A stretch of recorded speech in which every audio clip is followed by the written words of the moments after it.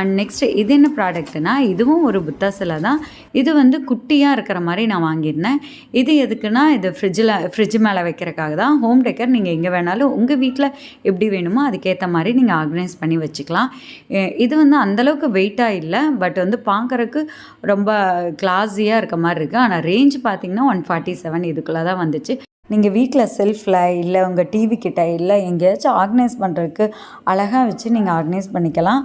இதோட சைஸ் பார்த்திங்கன்னா இந்த அளவுக்கு தான் இருக்கும். ஆனால் ப்ரைஸ் ரேஞ்சுக்கு ரொம்ப ஒர்த்துன்னு சொல்லுவேன். வெயிட்லெஸ்ஸாக இருக்கிறனால நீங்கள் பார்த்து யூஸ் பண்ணிக்கோங்க.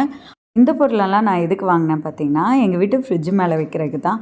எப்படி க்ளீன் பண்ணாலும் சரி, அங்கே எல்லா பொருளும் அங்கே தான் கொண்டு போய் நாங்கள் வைப்போம்.